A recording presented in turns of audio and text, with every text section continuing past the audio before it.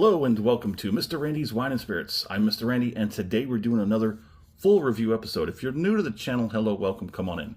All my return viewers, you know we do. It's good to see you, so let's get it on, shall we? So today's full review episode is going to be of the Appleton Estate 8-year reserve Jamaican rum single estate. So we'll give you a little bit closer. Yeah, come on in. It's aged a minimum of 8 years. Crafted and aged in the heart of Jamaica.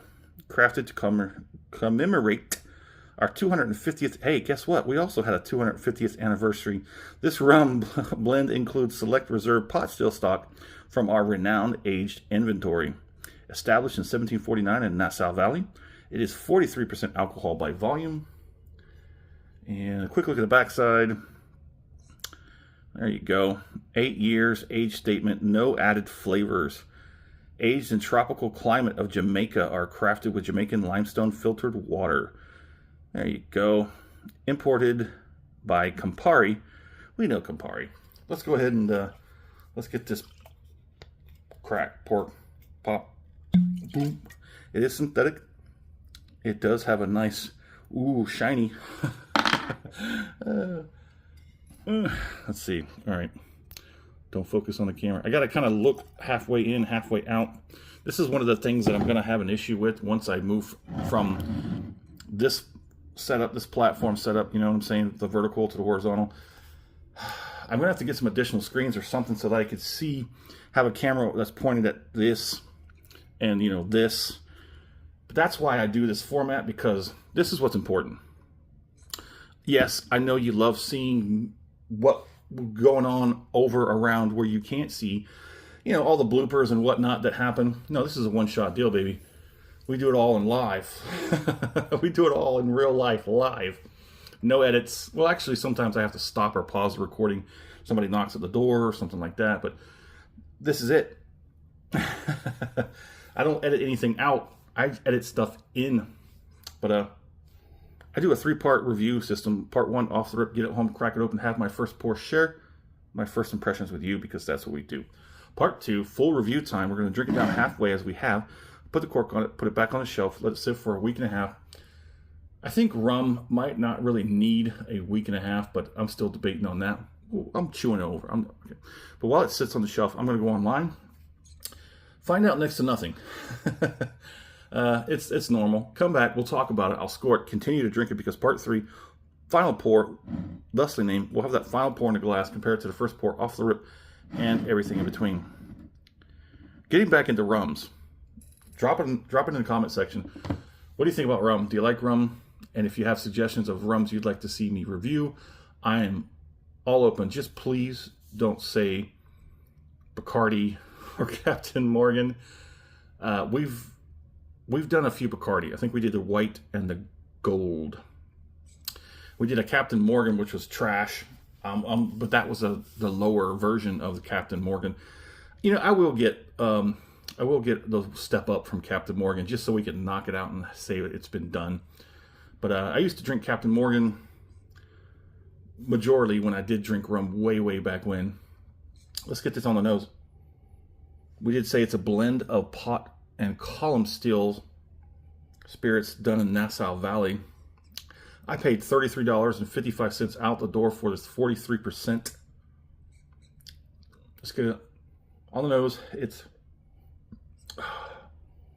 honey, nutmeg. It's a little nutty. Orange peel. There's a little orange zest in there. I can get that. It's very faint, but there's a little bit of vanilla and cinnamon and a little bit of oak above that, but it's more like a sweet wine, a sweet red wine. Let's go ahead and get on the palate.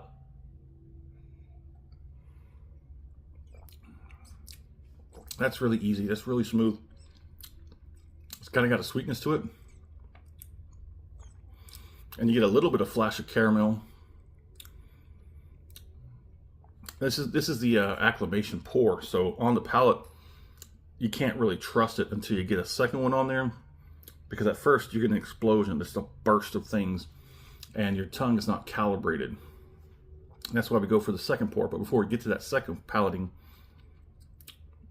we just kind of work it out, and that's what I take the time in to talk about this stuff. Not a whole lot more to talk about this one, but they do have a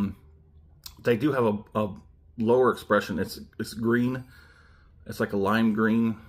I guess it's their standard expression. Then they have the 12-year. I chose to go with the 8-year over the 12. The 12 is $7 more.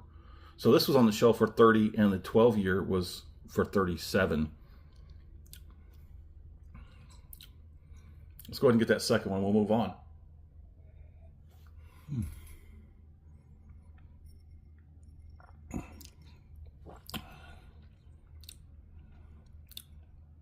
It's got good viscosity. I'd say it's pretty good. Transfers pretty well to the mouth, but here's the thing I reserved. I held back from that initial palating to see if it returned, and it did. There's a bit of that aspartame. They say there's nothing really added to this, but here's the thing. They do use, isn't it this one? Pure sugarcane. I think this is the one. I don't know why I didn't write that down.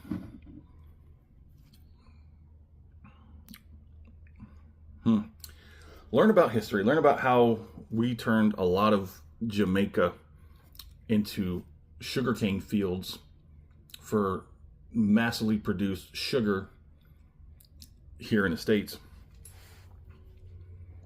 Most of southern Florida was also kind of like that as well. Yeah, know your history. Yeah, I think I talked about some of the sugarcane stuff in the off the rip video.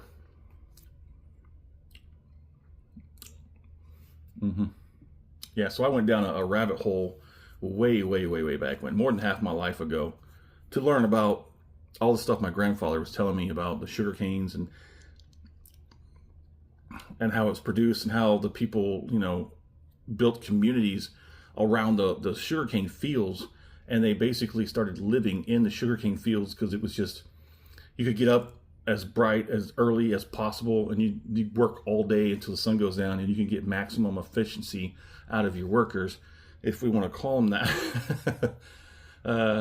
Some of them were paid, some of them not so much, but it's all about how they built the community in that area, and then how the sugar cane, or the sugar industry, the bottom fell out eventually because they just overdid it, and then in like the communities and everything went to crap. And so I'm a history major. I love like all that kind of stuff, learning about what happened. I always think that if you know what was once before, you can guide yourself and the rest of us into the future. Be the captain of your own destiny. I'm gonna shut up now. Where are we at? Oh yeah, we'll get on the palate.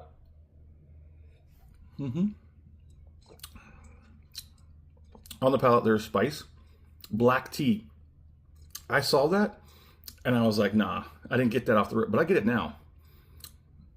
Now that this rum, the spirit, has had time to sort of relax and open up, I can get black tea out of that. Dark molasses, maybe lighter, at least a touch of dark molasses. There's definitely some spice and a little bit of honey. But I think the most prominent thing I get on the back end is like aspartame, artificial sweetener. But I don't think they do, because they use, they use real sugar cane. And usually that's what they do after they process the sugar cane to make molasses. Then they could use whatever's left, and that's how they make some of their flavorings and whatnot. It's like sweeping up all the scraps up off the floor and using that for something else, like sweeping sawdust off of a sawmill floor and then using that for, I don't know, animal litter or something like that. They were very resourceful for everything that they had, they were given, that they made. That's one of the most amazing parts that I found out when I dove deep into the whole thing, was if they didn't have a machine that they needed to do a specific thing, they'd make it. Air conditioners, they made their own air conditioners. They made anything. They were ingenuitive engineers as all heck get out.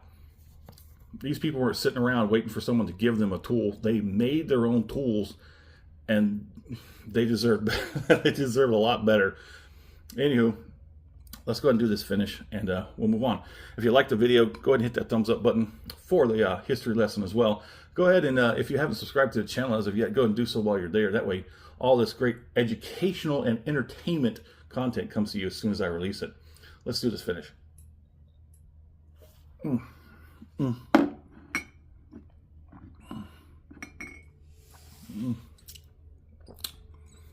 Okay, that's a nice easy sipper. We said what? It's 42? 43. 43% alcohol by volume. I am definitely going deeper into rum. And like I said, it's kind of upsetting that everything I always knew of rum was marketing, mass marketing. Same thing with tequila. You can name 3 tequilas without even thinking because it's mass marketing. All the really good stuff is beyond that wall because they put that wall up and you can't see. No, don't look at that. Buy this cheap crap we can mass produce for next to nothing. Soak it up like a sponge. This bottle was $33.55 out the door. My score on this one is going to be, and keep it in the category of rum, I'm going to put it as a solid 4 out of 5. It's a very easy sipper. There's nothing in there that's overwhelming or underwhelming. It's all pretty much right down the middle of the road. That finish is nice. It only dries the tongue just slightly. It's not annoying or anything like that. It's just noticeable. It's a pretty easy sipper. It's pretty good. I'm not sure if I want to go down to the original one or go up to the 12, because I think maybe the original version, original offering of this might give me a little bit more characters to reflect upon. I think we might do that. I think the next Appleton I have is going to go down back to the original expression. But yeah, there it is.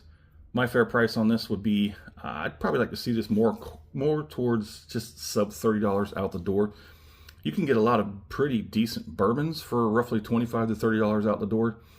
And I think this is about where I'd sit that, somewhere between $25 and $30 out the door. Would I buy this again? Well, like I said, I'm going to buy the original expression for this. So there it is in the comment section. I'd love to know where you're at. What are you currently drinking? Have you had an Appleton Estate rum? What's your favorite non-mass produced rum to sip on? Anyway, there it is. As always, in the comment section. Oh yeah, I did already. As always, thanks for stopping by here at Mr. Randy's Wine and Spirits. Have a good one.